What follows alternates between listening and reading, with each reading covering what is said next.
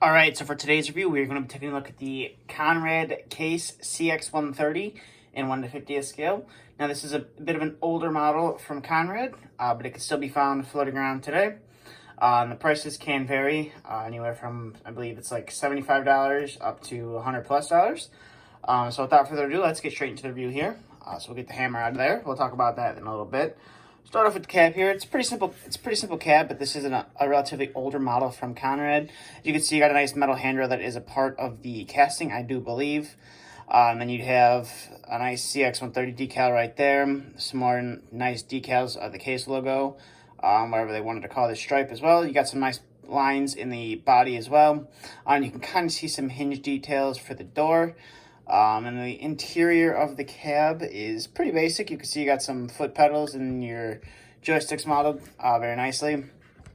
And then coming to the rear of the model, you can see you got a nice Case logo on the back. You got a small, tiny little chrome exhaust.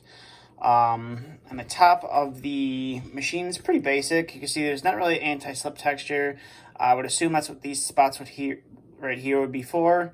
But there's no texture on there. And then you got some fuel filler caps and some, I'm assuming, hydraulic oil filler caps on the other side as well.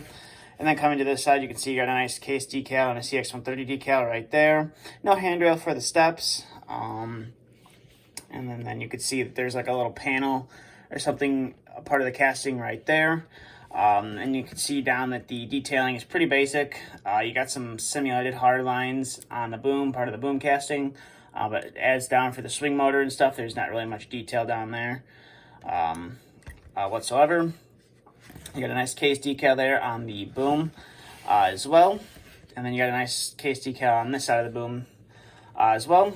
And then the bucket on the model has some nice wear plating on the back. As you can see, it got some small little teeth. Look like they've been worn down a little bit, but it is what it is. So now we'll zoom out here, and we'll get to some of the functionality of this model. And before we do that, the tracks on here are rubber. This is a model that came out in the rubber track era. But you can see you got some nice sprocket detail on the back here. And you got a simulated roller up there that doesn't function, and obviously none of the rollers down here function as well.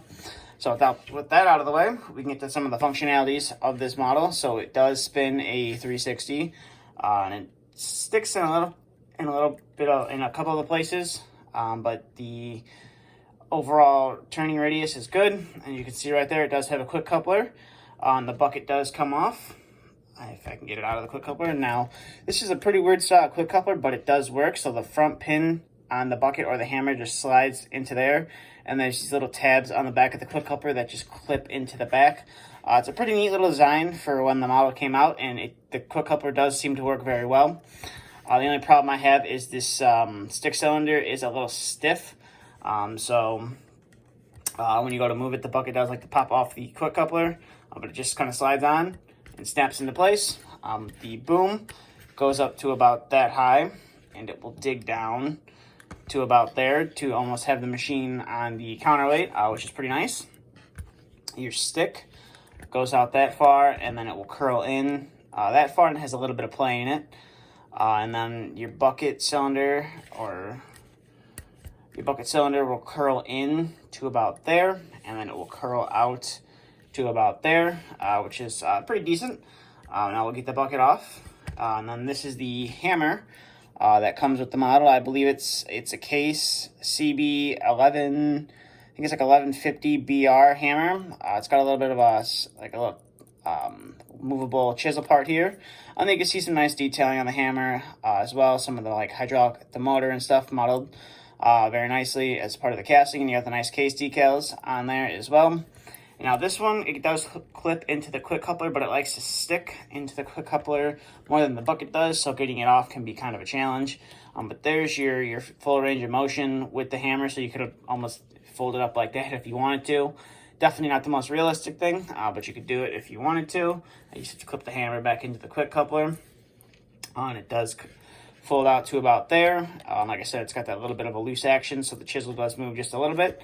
But overall, this is a pretty nice little model from Conrad. It's a bit of an older one. It did come out in 2 different variations. The one you see here with the bucket and the hammer. You could also buy it with I believe it was a cranked boom, or I believe that's what they call it, was a crank boom, so the middle of the boom pivoted side to side. But that basically was basically the same model as this, just the boom is different. But that's going to do it for this review. I picked this model up from Nick's Construction Diecast for $75 shipped, which is a pretty good deal. But that's all for this review, so thank you for watching. If you have any questions, please feel free to ask. If you'd like to follow my social media, both links are in the description. Thank you for watching, and stay tuned for the next review to be uploaded.